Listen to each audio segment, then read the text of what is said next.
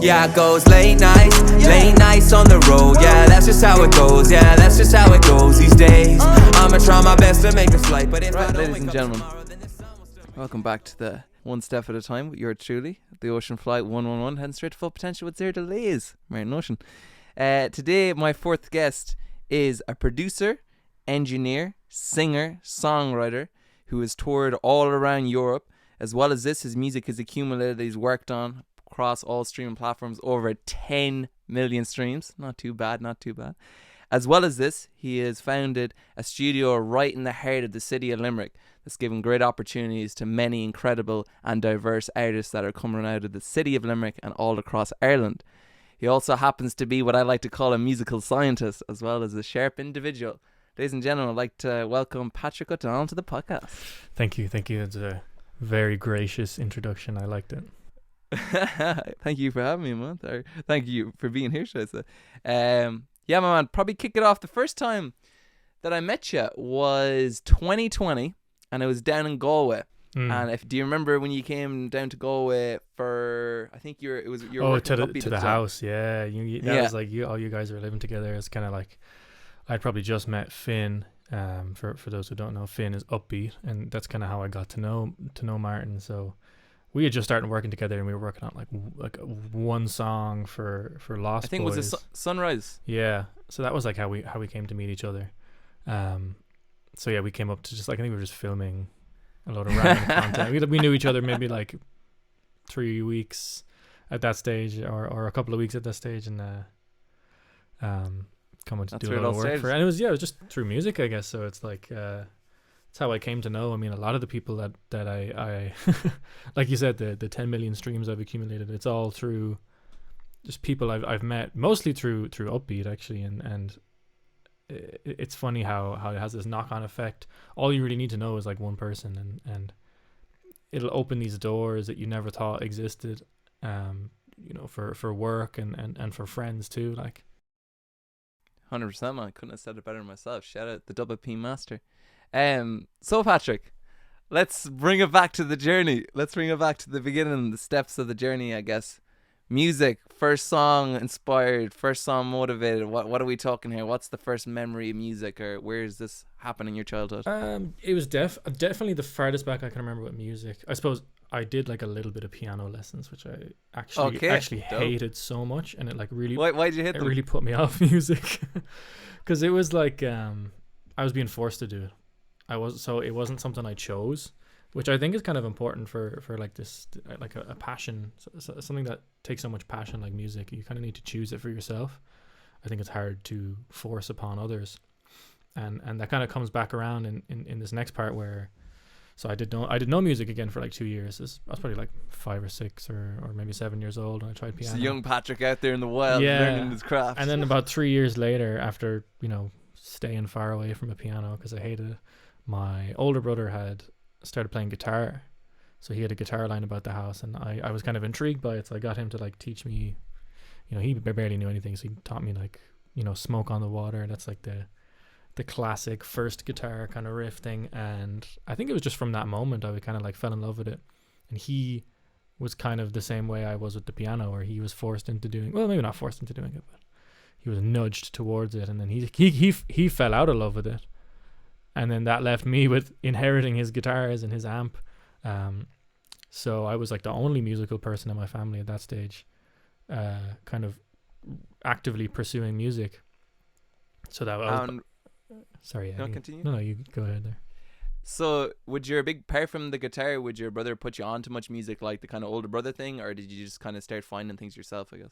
I think a little bit, yeah, because that was like the days of LimeWire being, your primary source of music, that and MTV, like, so I could remember like hearing some things on MTV, like Paramore. I have like a distinct memory of like Paramore on the TV.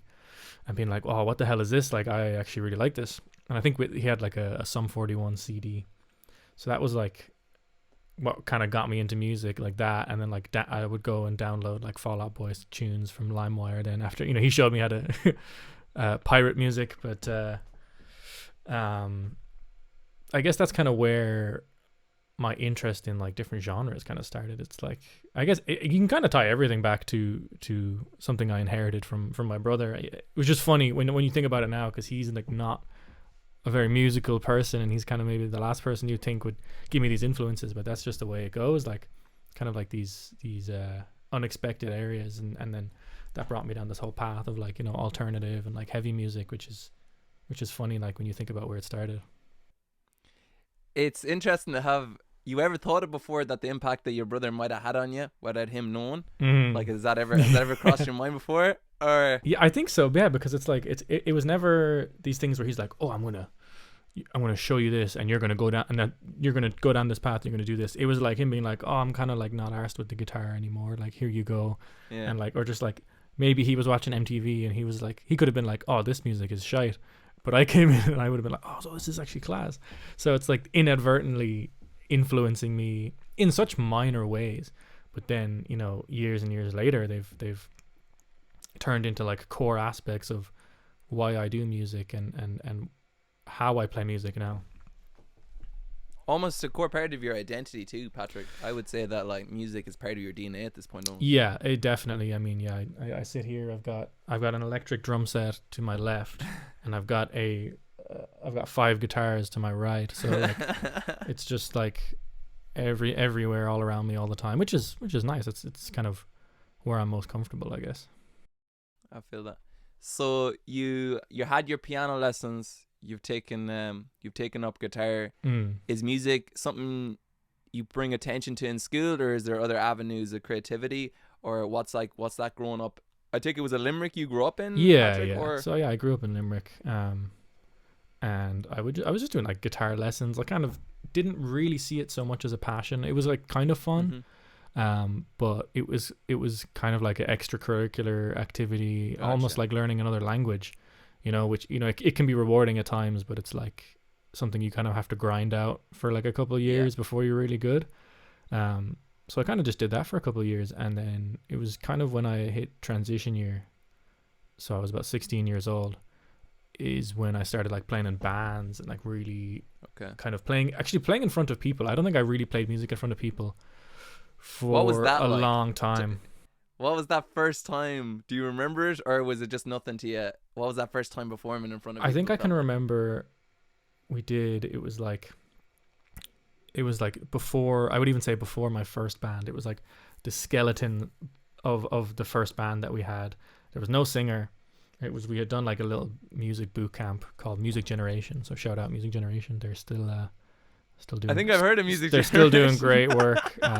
You know, all across the country, but they kind of gave me and like a few friends. There were people I like didn't even know super well at the time. It was like we had kind of just become friends, giving us a place to practice and like kind of write stuff. And I think we'd like played like some Nirvana covers or something, just with no like vocals. But it was like, that was the first time I remember playing on a stage, and I feel like I didn't look at I couldn't picture in my mind what the crowd looked like, because I don't think I looked at the crowd once while I was on the stage. I'd say I was just looking straight down, like. But it was definitely an important moment to have, because, you know, I'm gigging so often, and it's like, if I go a couple of months with no gigs, I almost feel like something's missing. So it's like, again, those little key moments that maybe seem kind of insignificant at first, they like help you build out this identity as like, for me, a musician.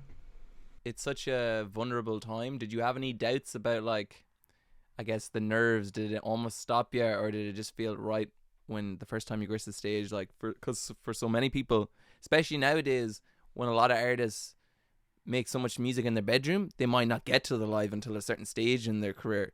That like a lot of musicians, a lot of bands, that's where you start off. That's your bread and butter. You start live, and then maybe you make like the recordings or whatnot.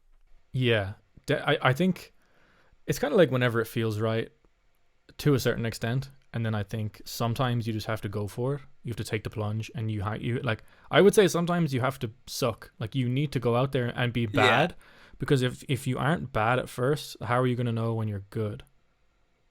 You know, if there's no kind of comparison, and there's no, oh, look at me now, like I'm so proud of the progress I've made. But if there's no initial moment to compare your progress to, then you can never make progress. So like I think some people, definitely the kind of bedroom producer, then you can jump into live shows. It can work, and it does work for a lot of people, but there are some people that need a bit of kind of warming up to that, and like, just, I would say, just don't be afraid to fail. Like, just kind of get out there and like make your mistakes, play in a band or as a solo artist. Like, have your bad shows, get them out of the way, because then you can start seeing your improvement, and like every show is going to be better, and like you're going to see much more progress in yourself, and like you're kind of building that self-confidence, which is like kind of 50% of like live performing, is just like confidence and your charisma. Like your technical skill is like doesn't matter too much. Like it's so mad hearing you say that, Patrick, because it's such clear, vivid and precise, great advice you would give to like a young artist, but such hard things to hear when you're a young artist. It is, yeah, because you definitely want everything to be perfect as a young artist. You're like, oh, I want to be like these great bands and stuff, and it's like, you got to remember that all these people probably sucked at some stage. Definitely sucked. Yeah, but yeah, I'd say the almost the best piece of advice you can give for that thing is like, people don't remember the bad things as much as they do the good things.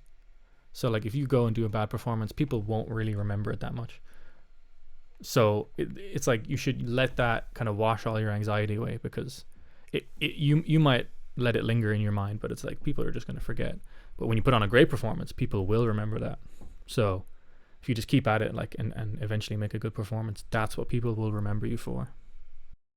Very well said, Patrick. Dropping gems there. People are going to remember the good, not the bad. So you're starting to get some experience under your belt. You're in and out of bands. What's the next step after you're in and out of bands? You're around.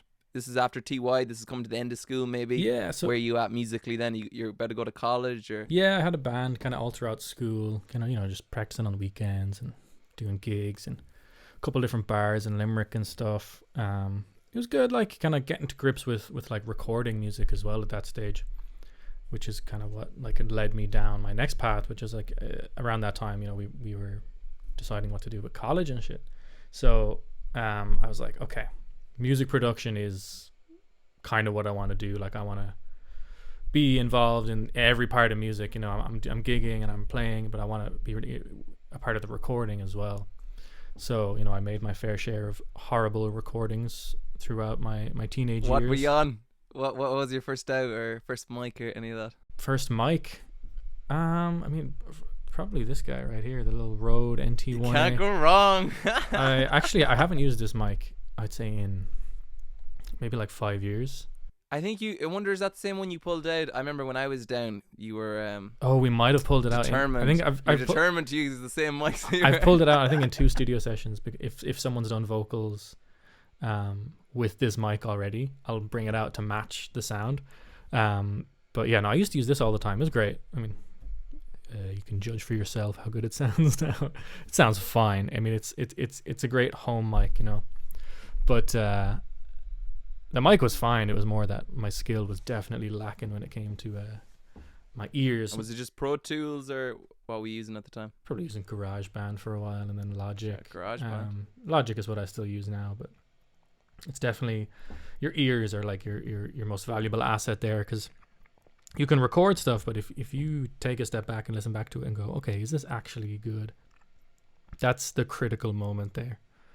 And was there, when you were at that beginning stage, because I would say you're a very calm, reserved, calm and calculated type person, but was there any initial frustration when you were doing them first recordings? Not really, no. I think or were you just kind of enjoying the process? Yeah, I definitely enjoying the process, because it was fun. Like, when you're doing it with friends, and you're still creating something at the end of the day, even if it's terrible. Yeah. I mean, like, terrible is subjective, you know what I mean? I'm sure, like, back then I thought it was great, and that's important, like, that you're happy with what you're doing, and like you're still making progress, but it's like the act of doing it is almost more satisfying than whether or not people listen to the song at the end of the day, and the excitement that like you're funneling. Yeah, exactly. It's unmatched. And that's something I try to carry with me even now, is like keeping excitement. I find it can be very tough to complete like a song or a musical project when there's no excitement. Yeah. And that's like what leads to the downfall of a lot of bands. I know one of our bands, you know, we kind of just called it, I think maybe in first year of college, there was just like no excitement anymore. It's tough, you know.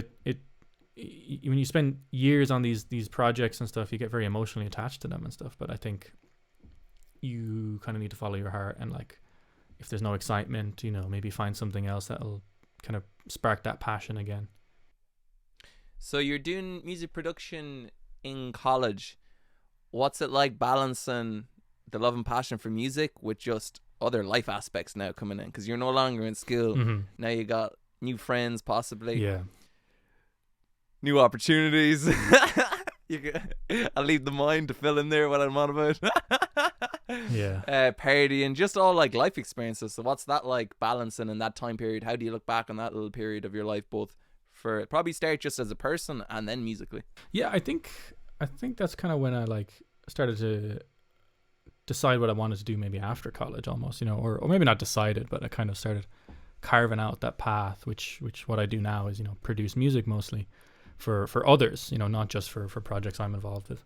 So I think it was like making a lot of friends in college, a lot who also happened to play music. And then I was lucky enough to have access to a recording studio in college, so I could actually, like, on my breaks, go in for maybe an hour or two and, you know, record something, whether it's for one of my projects or like even someone, I wouldn't even say client, but like, you know, someone I'm just recording music for the crack, like, and just getting into the studio, record some high quality vocals and stuff. It was a great asset.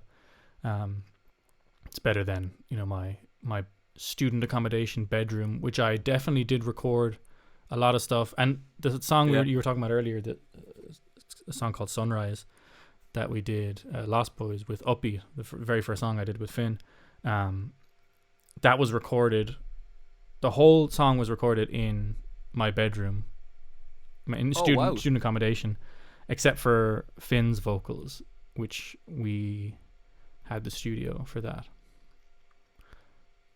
when he came down. But I remember we made the first demo in like my bedroom, and then like lockdown happened and stuff, so it was like things took a bit of a turn there. But I mean, yeah, it was just kind of like college, I would say, because I did a music focused course, it definitely helped kind of balance my passion with other things in life.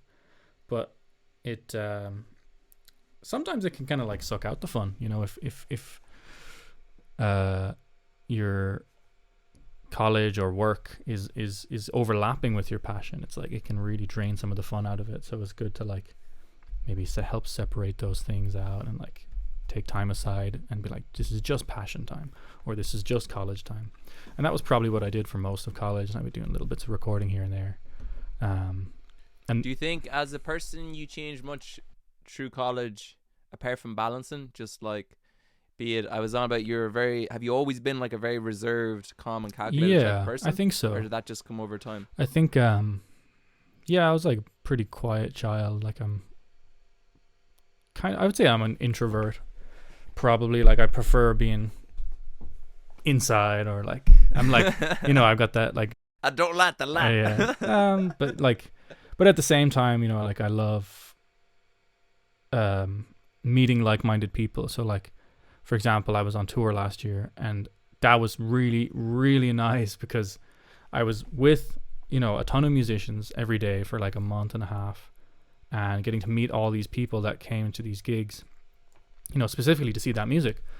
So, you know, it's really nice to talk to those kind of people, and because, you know, they're just like me, and it's like you get to perform for these people every night, which is, I think, is kind of a privilege, and it's like, as much as you're providing them with something, like they're giving you a sense of satisfaction, and like it was a really nice experience. So like in moments like that, I'm like almost extroverted because it's like something I'm really passionate about. So maybe it just takes something kind of like special to get me out of my shell. So yeah, I guess that's probably why most of the people I kind of became friends with throughout my years in college was through music, because it becomes a lot easier to connect with people when you've got that like thing in common. Most definitely. No, very well said. I'm going to go more into the tour in a second, just because I feel like there's so much to we'll break down come on back that. to that. Yeah. But Lost Boys. So Lost Boys is a band that, was it during college? Because I was looking back to 2018, 2019 times that Lost Boys starts. And how big of an impact did that have on your, if you want to chat about pretty big break actually. it down. So who were the Lost Boys? Yeah, so it was, we had a band previously, 3 of us, and then we just started Lost Boys because, like I was saying, we kind of lost excitement and we were like, okay, let's like take a break, kind of regroup. And then the 3 of us were kind of passionate about this sort of the same kind of music at the same time. So we were doing like kind of a hard rock kind of thing, which definitely appealed to me, but the other 2 didn't really appeal to them. So I was like, oh, I'm happy to switch it up. I was playing guitar at this stage, and so I'd been doing, guitar lessons for maybe 6 years, 7 years, 8 years at this stage. And I was like, oh, looking to switch it up. And I had started teaching myself drums maybe 2 years prior.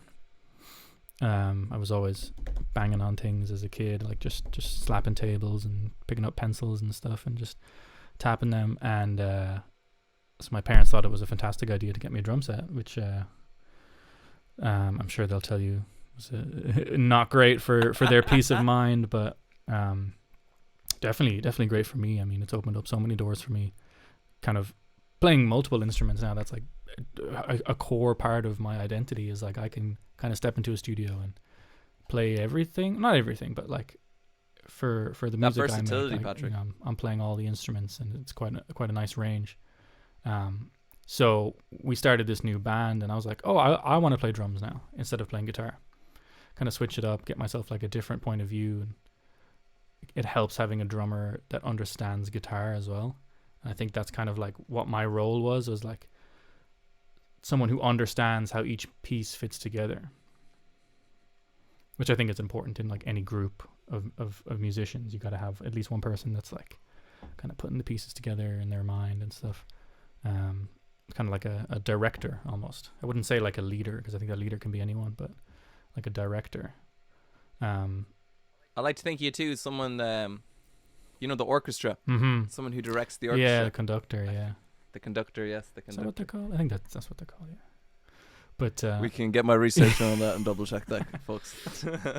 But we were banned for a good couple of years, and it was only up until recently where we decided to go our separate ways and pursue separate musical endeavors or separate life endeavors. But we're all still good friends.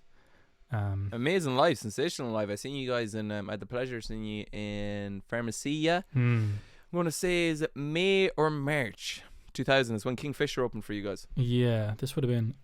Was it 2021? I think it was 2022. April or 2022. Yeah, last year. So yeah, or I suppose 2022, depending on when this goes out.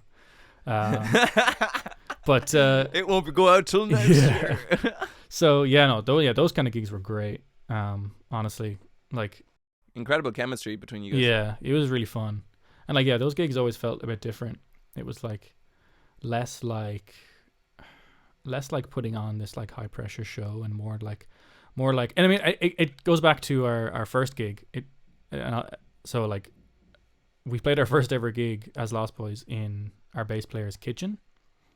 Oh wow! In like student accommodation, and it was great. I mean, it was like a whole big party and our own DIY sound system and stuff. But like that was how we started. So like every show kind of felt like that to me. It felt like playing in front of a group of friends in a kitchen, and even if it was in a venue like Pharmacia or Dolan's, it kind of always just had this like intimate feeling, which was really, really good. I think that's like a good way to approach playing live, because it's like a two-way interaction. Like the crowd is part of the performance, so you really got to like interact with them and interact with each other. If there's multiple people on stage, like really like draw people in. And that's where I probably learned the most about performing, was with Lost Boys, having that kind of like interactivity with audiences and stuff. Kind of really made me appreciate live performance. I think you touched on something really important there, that I think some of the best artists do and best bands is developing that intimacy. You were saying like every show felt like you were still in the kitchen, And when I was at the show, I felt that intimacy between the crowd and you guys. So although I didn't know it felt like a kitchen in your mind, it definitely felt that togetherness of like, it's not two separate entities. It's a togetherness of the crowd and the band are almost one, if that makes sense. Yeah, because it just makes it like so much more special when you see your music connecting with someone. Like if you can see it with your own eyes, Yeah. you know, like, Oh, it's a different type of feeling. you know, because nowadays everything is like numbers, and it's like you got this many numbers and streaming numbers, but like a person is, you know, 100 times more impactful than a number. You know, even though each one of those numbers is a person, but it's like if you see that person reacting, or someone coming up to you after a gig and saying like how much a certain song means to them, it's like so much more fulfilling than just seeing a number go up on Spotify. Because I feel like numbers going up, it's like, it's just not, I don't know, it doesn't fulfill anyone, I think. 100%. And in such a time in like the music industry where everything is number driven, like labels reach out to an artist now. I know Finn was pulling up, he was showing me the website that labels will use to sign an artist. And it's what it does for anyone who doesn't know about the music industry. What labels do to sign an artist is literally just check all their numbers. A lot of the time they don't care. I would say most of the time they don't care about the actual music. They're just going off TikTok numbers, streaming numbers, social media followers. So in a time where it's all numbers, how much you stream, for you to say something like that, I think means a lot. Especially means a lot to the person, because it's very easy for a fan to get lost within the numbers nowadays. Just get lost into the streaming numbers. When, as you said, when they come up to you at the end of the show, or that you're making that connection, there's nothing like that. Like that can't be replaced. And it's like, it's just, I think that's what's like drives music in the first place, is like someone showing appreciation. Like all you need is one person, and like that's I think all you need to be like successful is like, if you can connect with one person with your music, like you've impacted someone in some way, you know, you've triggered an emotion in them, usually positive. I think music usually has a positive effect on anyone, even if it's like sad music, let's say, you know, it'll like kind of help someone through a sad moment. But like even if it's just one person, it's like, I think you've succeeded in your job as a musician. You've like created something out of nothing and like kind of offered something of value to someone. So I think whether it's one or a million, even if, you know, like you said earlier, if my songs have reached like 10 million people, even if it only reached 10, but those 10 people loved it and like it had impacted them in like a positive way, I would probably still be just as fulfilled, because you know, I've done something right at least, and that's what I think makes music special, and maybe what some people can forget easily now when you get wrapped up in the numbers. It's like it's so easy to get wrapped up in these numbers and think like, oh, I should be doing better, I should be doing more, when maybe you should like ask yourself like, oh, am I like actually happy with what I'm doing, and is it like, how is it making other people feel? Patrick, I don't know where you pulled that out of, but that yeah, that was very beautifully said, Patrick. Very, very beautifully said. I think too, something that it seems, Patrick, that even if you don't tell people this, they can just feel it from being around you, like the vibration of it, is that the same way you enjoyed the process of maybe recording on GarageBand when it was probably shite, is the same way that like now you're in your own studio, you get to travel the world on tour, your songs are going viral. We'll touch that in a second. All these like grandiose, huge things, but at the end of the day, you're still just enjoying the process. You're just still in the process and not getting too bogged down up or down by the numbers of it. It's because I'm always learning. You know, I've been doing music for so long, and like, you know, there's so many things I know now, but there's an infinite number of things that I don't know at any given time. So just that like constantly learning mentality, you know, that whole like, don't be the smartest person in the room, because then you have nothing to learn. I always like kind of saying that helps the process be like fun, and you know, treat everything like it's brand new and stuff. Great mentality. So Patrick, I want to bring you from Lost Boys, then around 2020, So you have the studio. So for those of you who don't know, you are founder of Studio 68 in Country Limerick in the city. Yep. Was 2020? I know. Did it not open 2021, or when was the official opening? Yeah, I think it was 2021. We officially opened. 2021. Yeah. So that was a whole new chapter.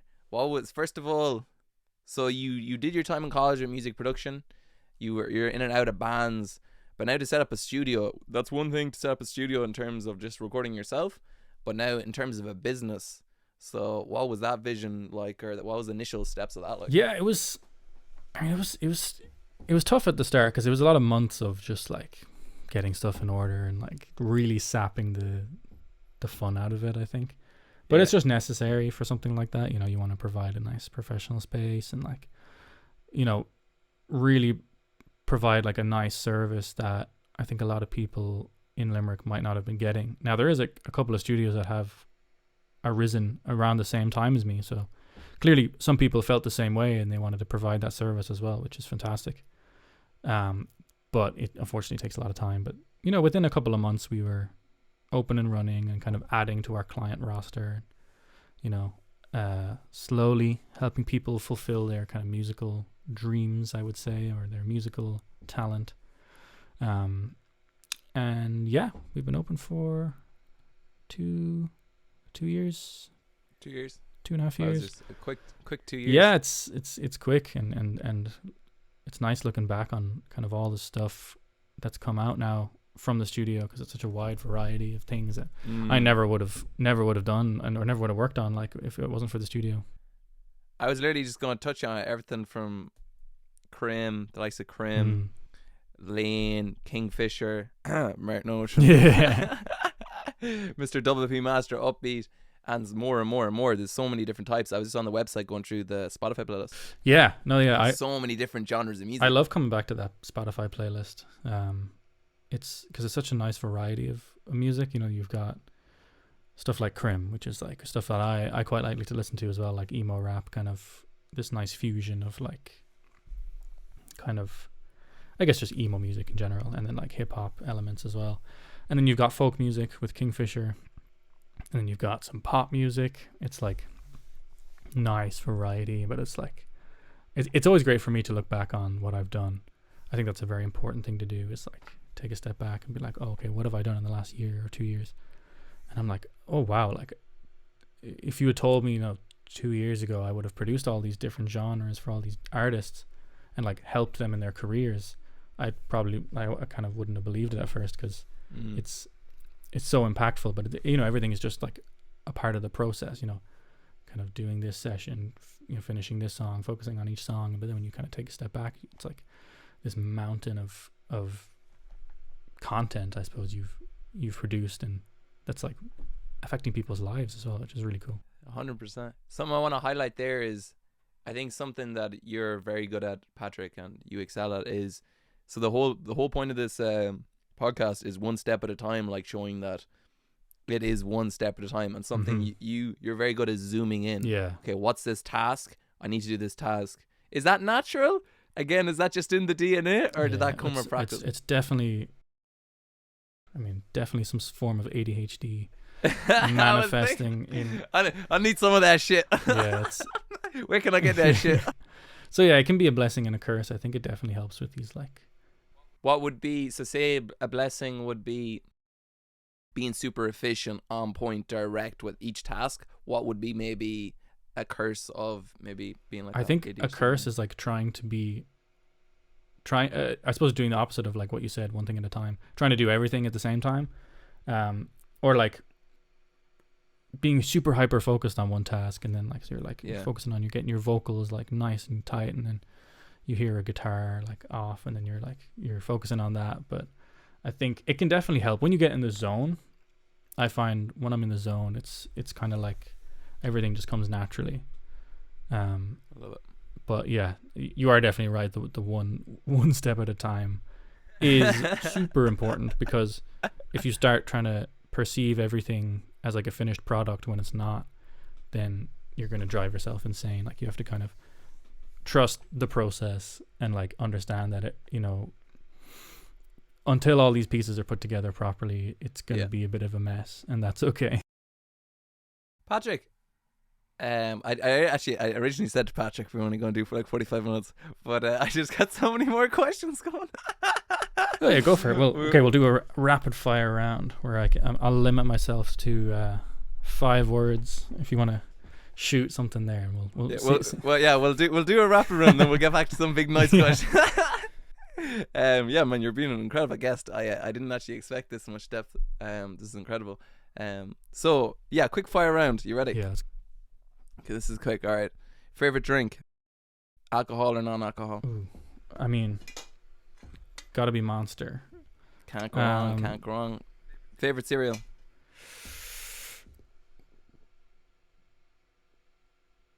Ooh, Cocoa Pops. Favorite band of all time? Of all time.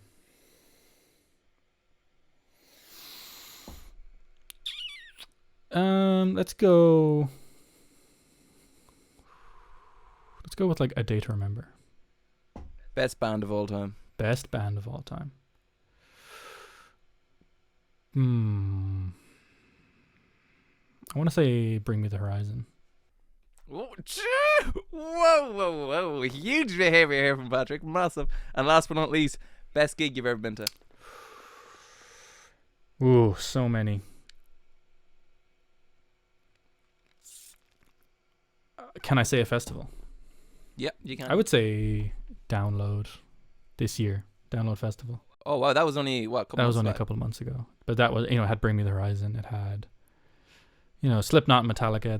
They're good, but wouldn't be what I was there to see. But it's just it was. Gotcha.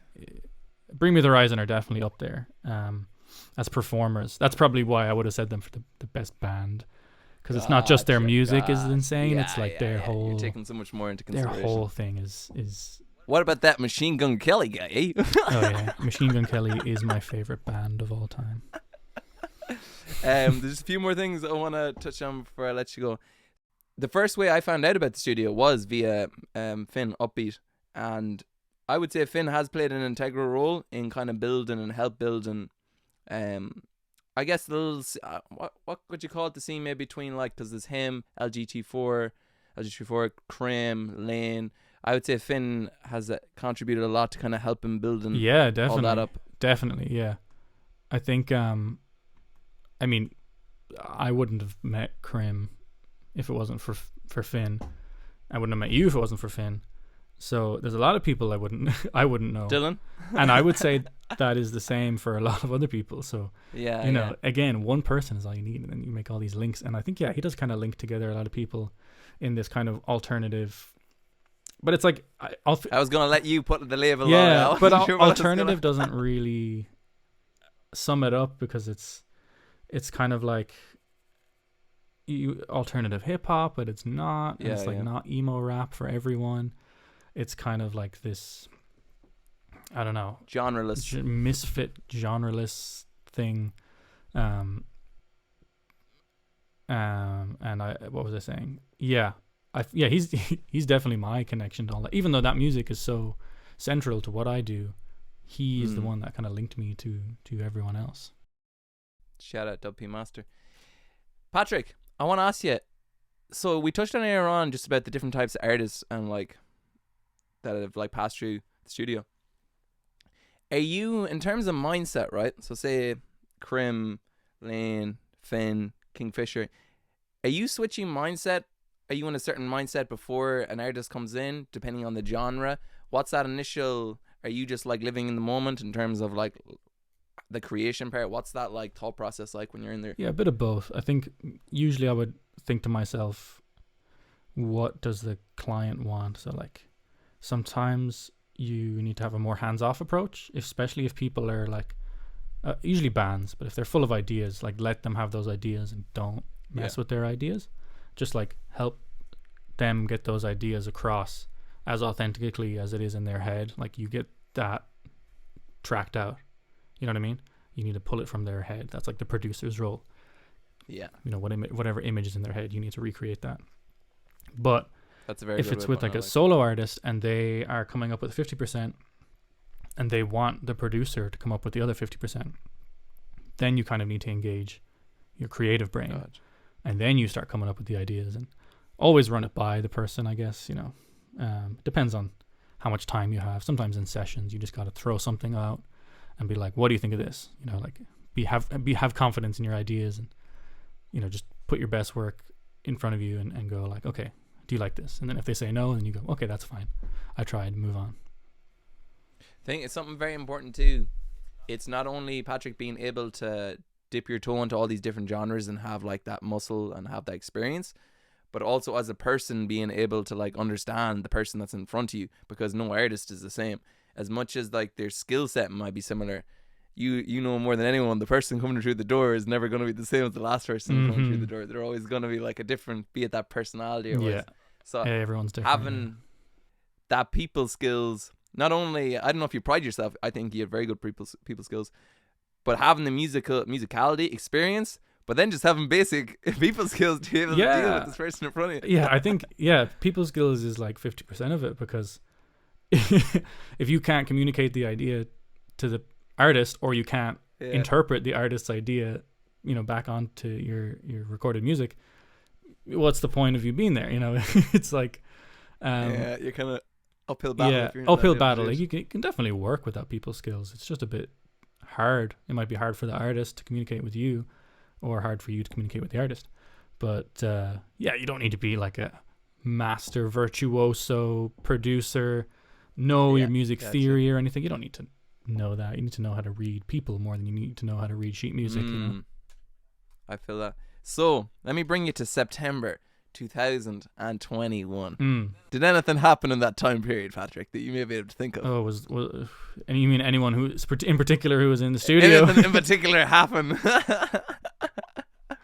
So, Killing Me.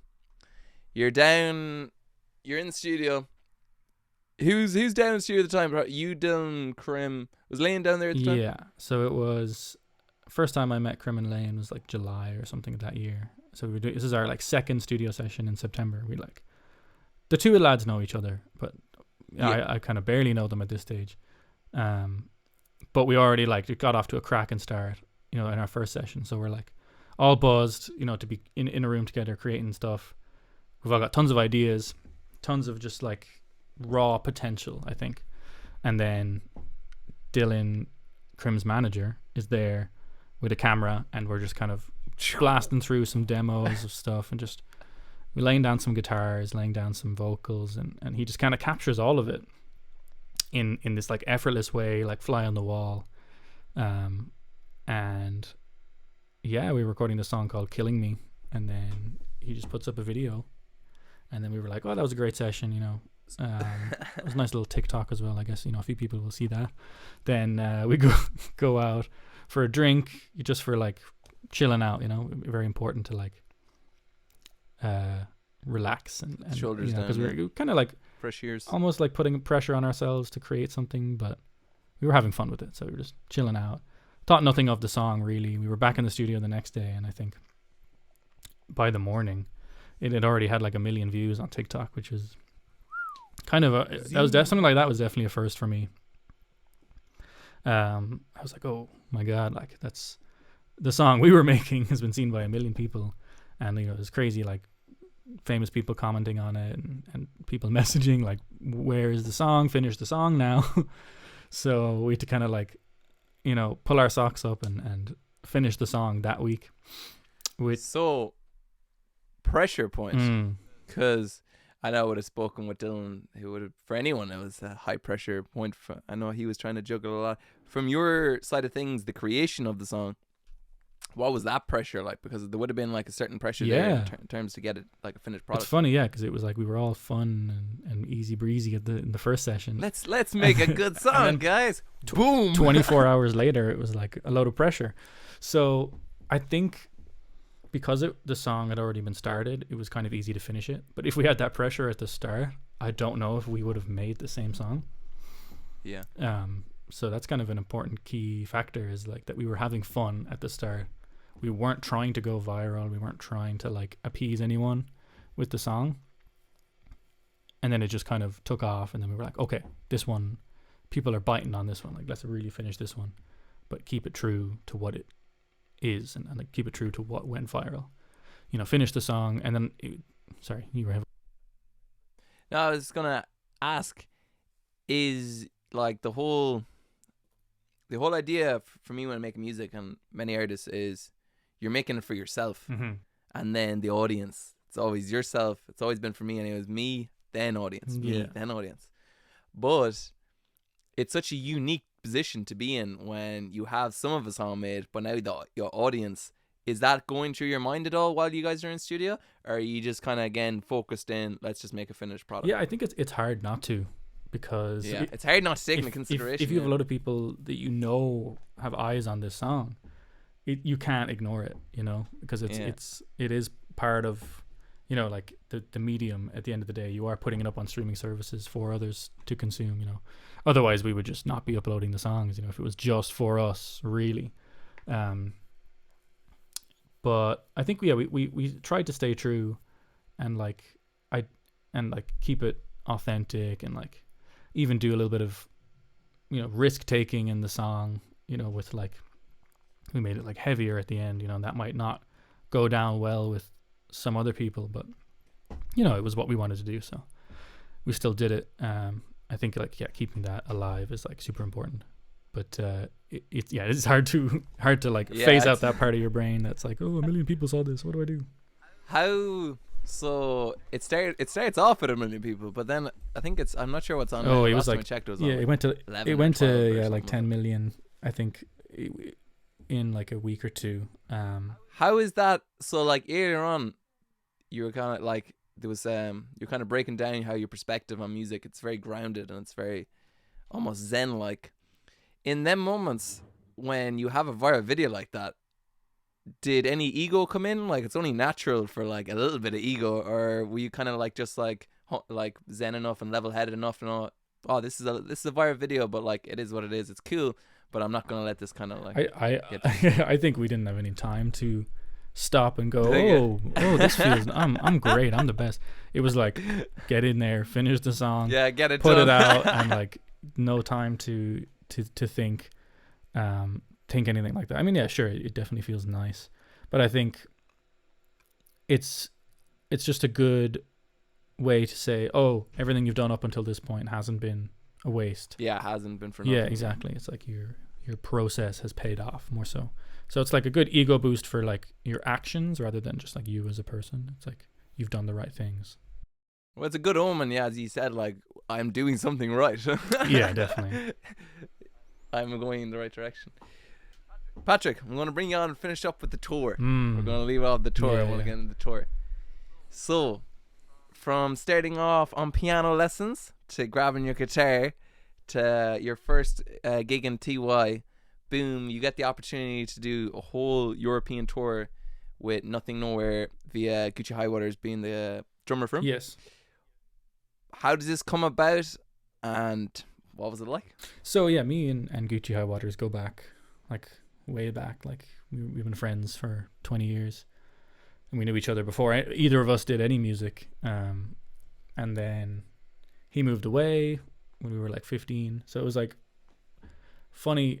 He moved away, and then I think simultaneously both of us started doing music as our passion, like in our free time. Oh wow! And then, you know, almost 10 years later, this opportunity came up for us to tour together, because, you know, I'd been drumming in a band that was coming to an end, and then he needed a drummer for, you know, it was like 5 or 6 week long tour in Europe. So, you know, I'm already here.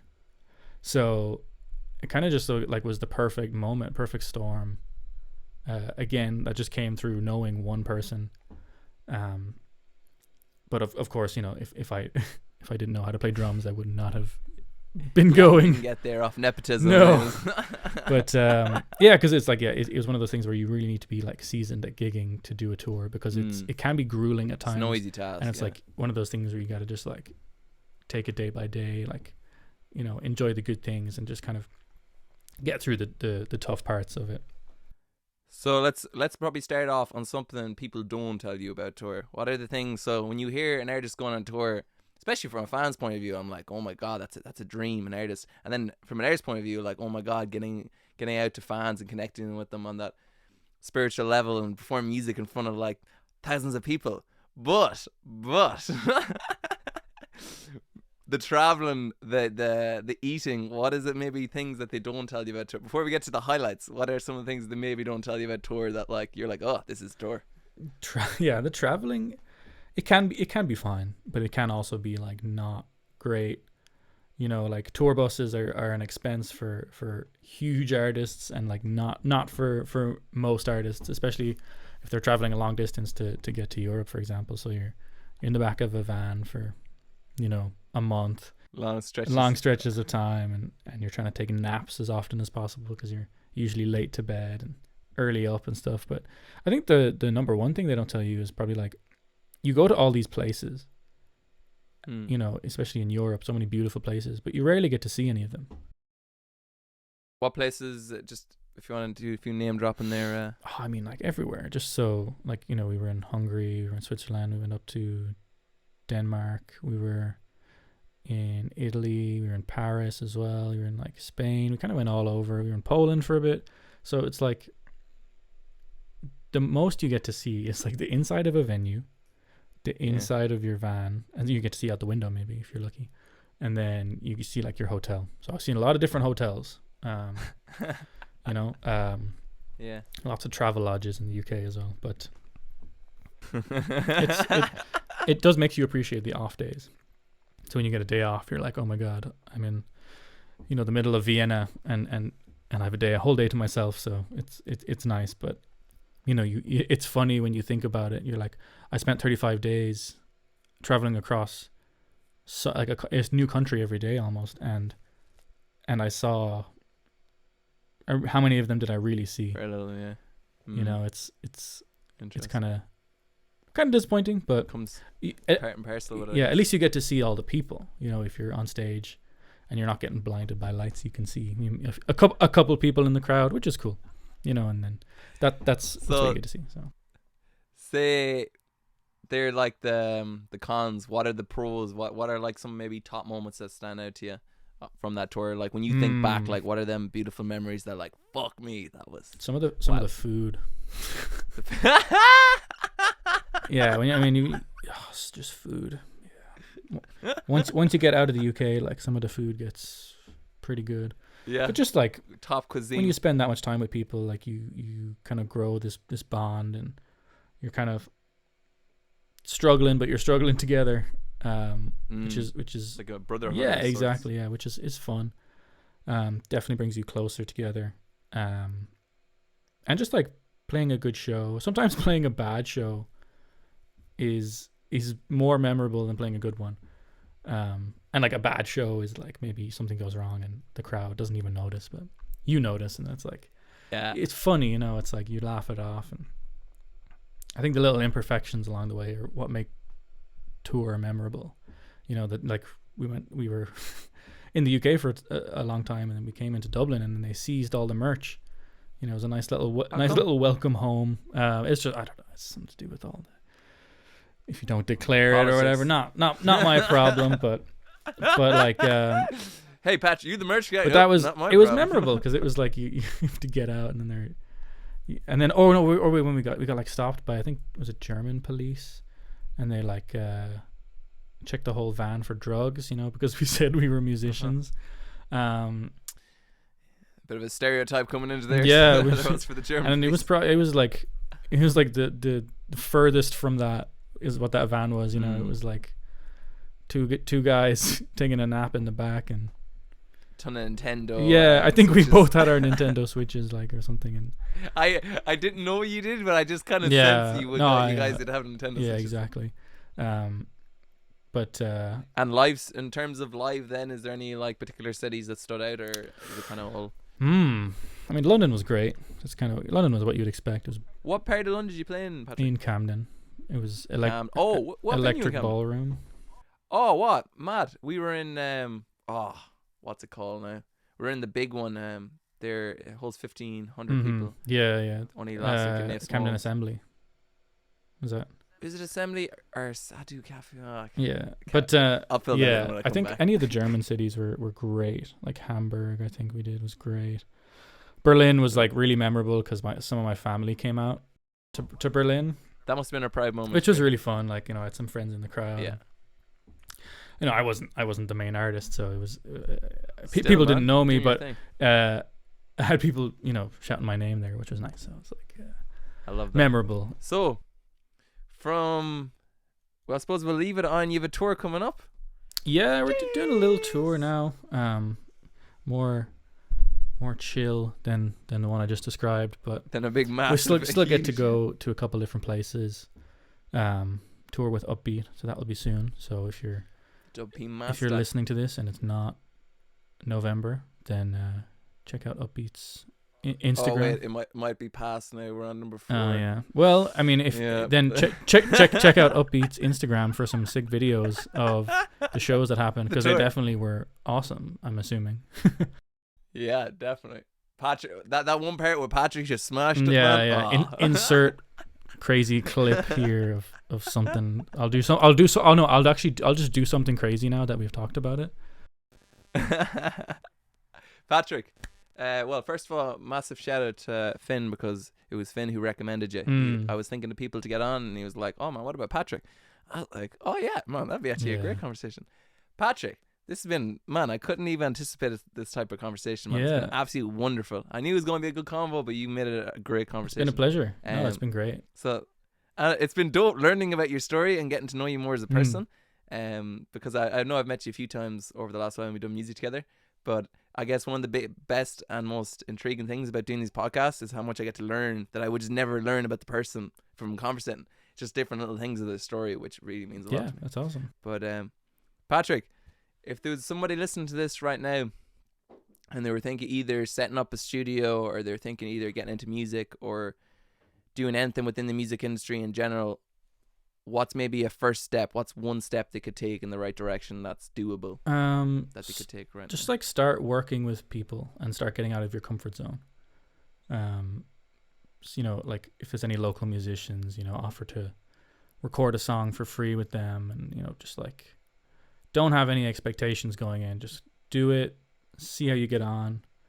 You know, how are you working with people? How are you working with music production and stuff like that? And see, is that something you want to do? And like, just start small, and like, don't focus on creating something that's like incredible or amazing or like industry standard or whatever, because music's all about the fun anyway, and like eventually you'll get to connect that with more and more people. But just start small and just like have fun. I think like that's always the main thing. I think that's what will translate the most, is like if you pour your passion into it, that'll translate 100 times more than if you're really technical with your EQs or whatever, you know. 100%, Patrick, 100%. I couldn't have said it better myself. Patrick, it's been an absolute pleasure having you on. Thank you for your time. Guys, this has been another episode of One Step at a Time with yours truly, the host, the Ocean Flight 111, heading straight to full potential with zero delays. Guys, if you enjoyed this, be sure to tell a friend, spread the message, spread the good word. If you're listening on YouTube, be sure to subscribe, give it a like. If you're listening on Spotify, make sure you're following. Guys, don't have a good day. Have a great day. God bless. This has been another episode of One Step at a Time. Yeah, it goes late nights on the road. Yeah, that's just how it goes. Yeah, that's just how it goes these days. I'ma try my best to make this light, but if I don't wake up tomorrow, then the sun will still be. Yeah, it goes